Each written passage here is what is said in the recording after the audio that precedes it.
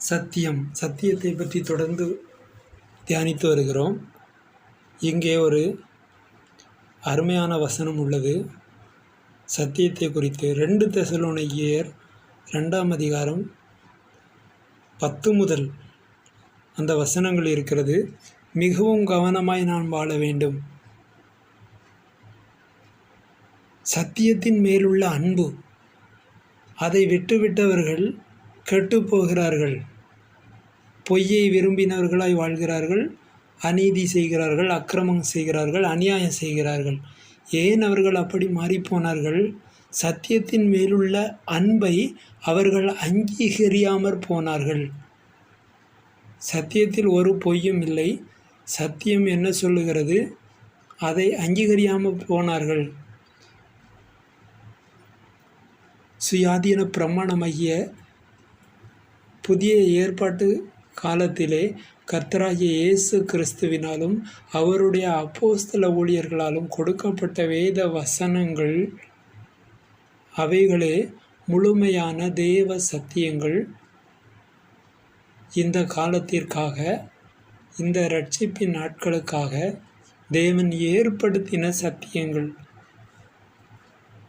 மறைத்து வைக்கப்பட்டு இந்த கடைசி காலத்திலே வெளிப்படுத்தப்பட்ட தேவ ஞானமாகிய சத்தியம், அவைகளை அங்கீகரிக்க வேண்டும். அந்த சத்தியத்தின் மேல் அன்புள்ளவர்களாய் அவைகளை அங்கீகரிக்க வேண்டும். அந்த சத்தியத்தின் வார்த்தைகளின் வழியிலே நடக்க வேண்டும். இதுவே மிக முக்கியம். இப்பொழுது 2 தெசலோனிக்கேயர் 2ஆம் அதிகாரம் 10 முதல் வசனங்களை வாசிப்போம். அதற்கு மேல் 9ஆம் வசனத்தில், கடைசி காலத்திலே அக்கிரமக்காரனுடைய வருகை சாத்தானுடைய செயலின்படி சகல வல்லமையோடும் அடையாளங்களோடும் பொய்யான அற்புதங்களோடும் இருக்கும் என்று சொல்லப்பட்டிருக்கிறது. அதன் தொடர்ச்சியாக கெட்டுப்போகிறவர்களுக்குள்ளே அநீதியினால் உண்டாகும் சகலவித வஞ்சகத்தோடும் இருக்கும்.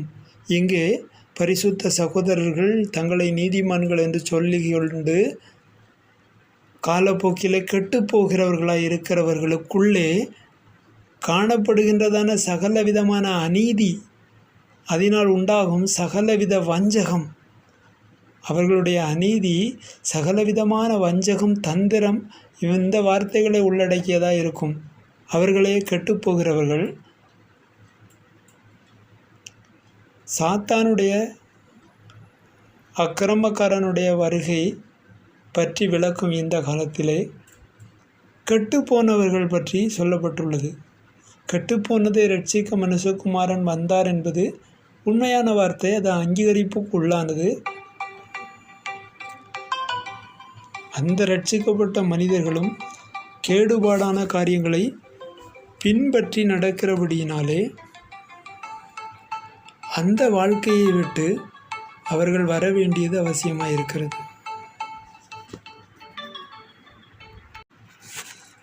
இந்த வசனத்தை வாசித்து பாருங்கள். கெட்டுப்போகிறவர்களுக்குள்ளே அநீதியினால் உண்டாகும் சகலவித வஞ்சகத்தோடும் இருக்கும்.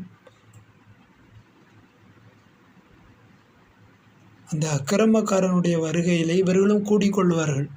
கெட்டுப்போகிறவர்கள், அவர்களுக்குள்ளே இருக்கின்ற அநீதி, அதனாலே உண்டாகிற சகலவித வஞ்சகம், இவைகளெல்லாம் அந்த அக்கிரமக்காரன், அந்த சாத்தானுடைய தூதன், அவன் வெளிப்படும் பொழுது இவர்களும் அவர்களோடு கூடி அவர்களுடைய குணாதிசயங்கள் உள்ளதாய் இருக்கும். ரட்சிக்கப்படத்தக்கதாய் சத்தியத்தின் மேலுள்ள அன்பை அவர்கள் அங்கீகரியாமற் போனபடியால் அப்படி நடக்கும்.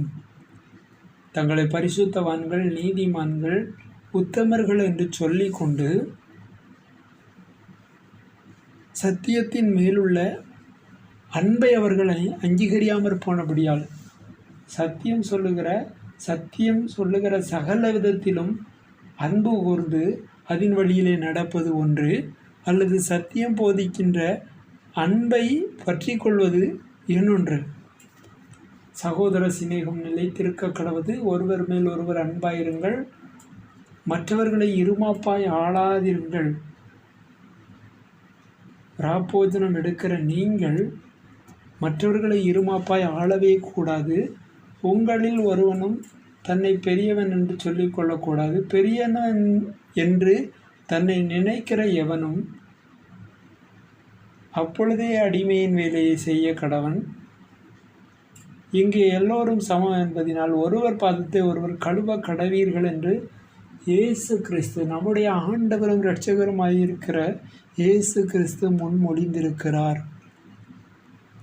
எனவே நாம் சத்தியத்தின் மேலுள்ள அன்பை காலப்போக்கிலே விட்டு விடாமல் அல்லது அதை அங்கீகரியாமல் மற்றவர்களுக்கு அநீதி செய்கிறவர்களைப் போல மாறிவிடக்கூடாது.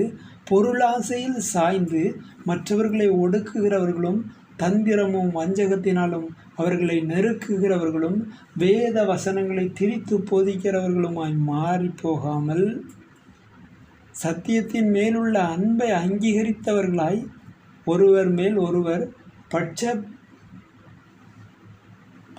பட்சபாதத்தோடே அல்லது பட்சமாய் இருந்து அவர்களை நேசிக்கிறவர்களாய் நாம் காணப்பட வேண்டும். பட்சபாதம் அல்ல, பட்சமாய், சகோதர சிநேகமாய், அன்பாய், ஐக்கியமாய் நாம் காணப்பட வேண்டும். எவ்வளவுதான் வேத வசனங்களை அன்பை பற்றி பேசியும் ஐக்கியத்தை பற்றி பேசியும் ஒருவரை ஒருவர் மதிக்க வேண்டும் என்று பேசியும் செயல்களினாலே அதை மறுதலித்து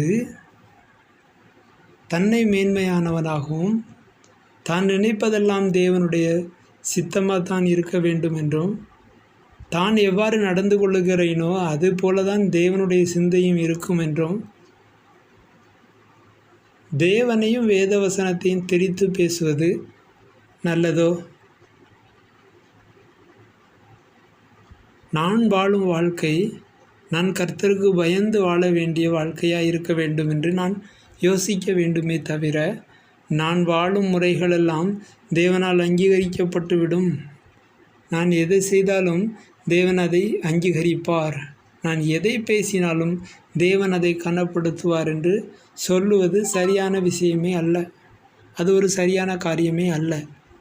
தேவனுக்கு பயந்து அநியாயத்தை விட்டு விலகி பாவம் செய்வதை ஒழித்து தவிர்த்து வஞ்சகமான வார்த்தைகளை பேசி சகோதரனை கெடுக்காதபடிக்கு நல்ல வார்த்தைகளை, உண்மையானவைகளை, சத்தியத்தை பேச வேண்டியது அவசியம் அல்லவா? அதை நாம் செய்ய வேண்டும். அதை நாம் செய்யாவிட்டால் நாம் எப்படி தகுதி பெற்ற தேவனுடைய சரீரத்திற்கு ஒத்தவர்களாய் வாழ முடியும்? ஒரு உறுப்பு துன்பப்பட்டால் மற்ற அனைத்தும் உதவி செய்ய வேண்டுமே. சரீர அவயவத்திலே ஒன்று கஷ்டப்படும் பொழுது மற்ற அனைத்தும் அதற்கு உதவியாக இருக்க வேண்டுமே.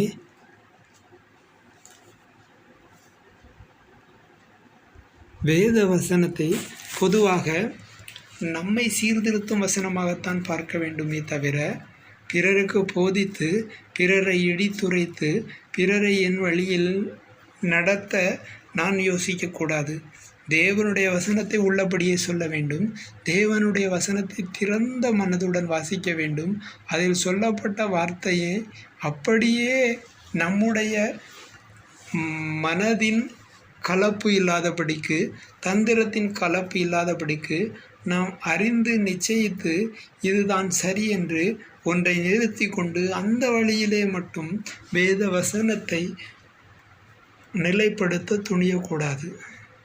தேவனுடைய வசனம், அவருடைய சத்தியம், அவர் சொன்ன விதமாய் போதிக்கப்படக்கூடிய ஒரு திறந்த மனது நமக்கு வேண்டும். ஏதோ ஒன்றை கற்பனை பண்ணி வைத்து ஏதோ ஒரு கோட்பாடுகளையும் கொள்கைகளையும் நிரூபிப்பதற்காக தேவனுடைய வசனங்களை அந்த திசையில் திருப்புவது மிகவும் தவறான ஒரு செயல். தேவனை நாம் அறிந்து கொள்ள வேண்டும். தேவனுக்கு பிரியமாய் வாழ வேண்டும். எனவே சத்தியத்தின் மேலுள்ள அன்பை அங்கீகரித்து சகோதர சிநேகத்தோடு வாழ வேண்டும். மேலும் தெசலோனிக்கேயரில் 2 தெசலோனிக்கேயர் 2:11 ஆகையால் சத்தியத்தை விசுவாசியாமல் அநீதியில் பிரியப்படுகிறவர்கள் யாவரும் ஆக்கினைக்குள்ளாக்கப்படும்படிக்கு அவர்கள் பொய்யை விசுவாசிக்கத்தக்கதாக கொடிய வஞ்சகத்தை தேவன் அவர்களுக்கு அனுப்புவார். இங்கே இவர்கள் சத்தியத்தின் மேலுள்ள அன்பை அங்கீகரியாமல் அநீதி உள்ளவர்களாய் மாறி சகலவித வஞ்சகத்தோடும் மற்றவர்களை கெடுத்தார்கள் அல்லவா? அவர்கள் சத்தியத்தை விசுவாசியாமல் அநீதியில் பிரியப்பட்டபடியினால் அவர்கள் ஆக்கினைக்குள்ளானவர்களாய் மாறுவார்கள். சத்தியத்தை விசுவாசியாமல் அநீதி மற்றவர்களுக்கு அநீதி இழைப்பதில் பிரியப்பட்டவர்களாய் இருந்தபடியினால் ஆக்கினைக்குள்ளாக அவர்கள் மாட்டும்படிக்கு அல்லது ஆக்கினைக்குள்ளாக அவர்கள் செல்லும்படிக்கு மற்றவர்களை கெடுக்க நினைத்தவர்கள் தாங்களே ஆக்கினைக்குள்ளானவர்களாய் ஆக்கப்படும்படிக்கு அவர்கள் பொய்யை விசுவாசிக்கத்தக்கதாக கொடிய வஞ்சகத்தை தேவன் அவர்களுக்கு அனுப்புவார். அவர்கள் சத்தியத்தை அங்கீகரியாமல் போனார்கள், விசுவாசியாமல் போனார்கள். இனி அவர்கள் நடவடிக்கையே பொய்யை தான் விசுவாசிக்கும், பொய்யிலே தான் பிரியமுள்ளவர்களாக இருக்கும். எனவே அவர்களை அவர் ஒப்பு கொடுத்து விட்டார். அவர்கள் பொய்யை விசுவாசிக்கத்தக்கதாக கொடிய வஞ்சகத்தை தேவன் அவர்களுக்கு அனுப்புவார்.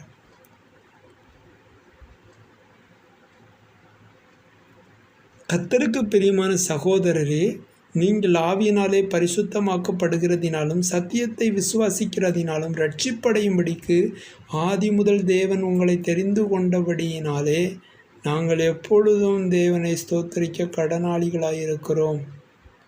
நீங்கள் ஆவியினாலே பரிசுத்தமாக்கப்படுகிறதினாலும் சத்தியத்தை விசுவாசிக்கிறதினாலும் ரட்சிக்கப்படும்படிக்கு சத்தியத்தை விசுவாசிக்கிறதினாலே ரட்சிப்பு உண்டாகிறது.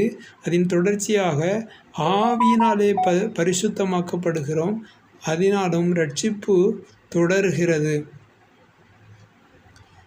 அதற்காகத்தான் தேவன் ஆதி முதல் நம்மை தெரிந்து கொண்டிருக்கிறார். எனவே தேவனுடைய சத்தியத்தை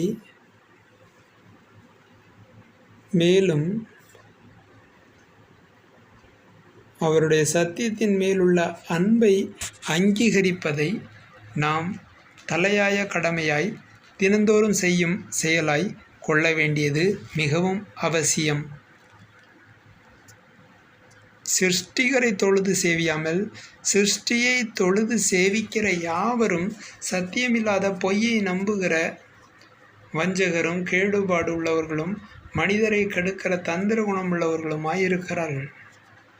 எனவே தேவனுடைய சத்தியத்தை, கர்த்தருடைய வேத வசனத்தை, நித்திய ஜீவனுக்காய் அவர் எழுதி தந்த காரியங்களை நாம் விசுவாசித்து அவருடைய வழியிலே நிலை நிற்க வேண்டும்.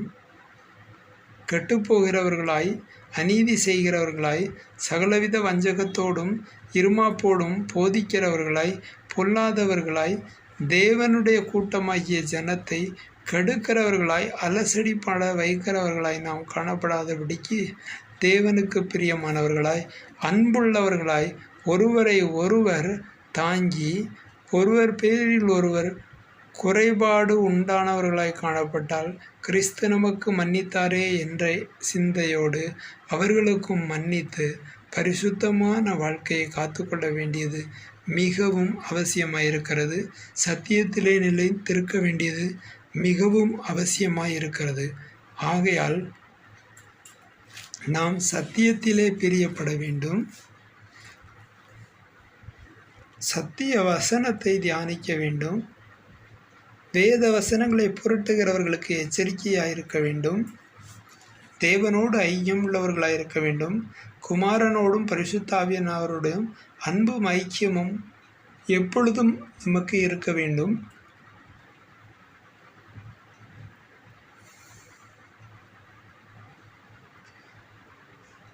சத்தியத்தின் மேலுள்ள அன்பை அங்கீகரித்து இழிவான ஆதாயத்தை இச்சையாதவர்களாய், பொருளாசை பண ஆசை இல்லாதவர்களாய் நாம் வாழ வேண்டும். அநீதி செய்கிற யாவரும் பண ஆசையும் பொருளாசையும் உடையவர்களாய் இருக்கிறார்கள். அது அவர்களுக்கு விக்கிரக ஆராதனை போன்றது. பண ஆசை உள்ளவர்கள் காலப்போக்கில் அவர்கள் பொல்லாதவர்களும் கொள்ளைக்காரரும் இரத்தம் சிந்த பதிவிருக்கிறவர்களும் காட்டி கொடுக்கிறவர்களுமாய் மாறிப்போவார்கள். எனவே பண ஆசையை அறவே துறக்க வேண்டும் அல்லது தொலைக்க வேண்டும்.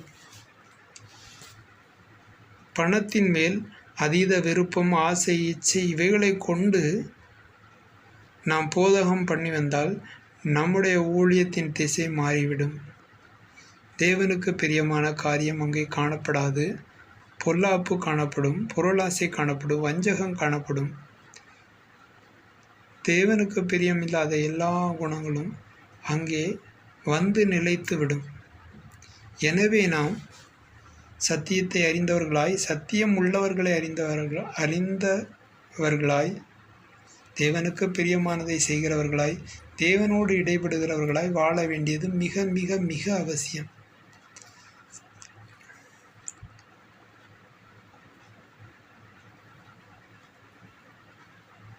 சத்தியத்தை பின்பற்றுகிறவர்களாய் நாம் காணப்பட வேண்டும்.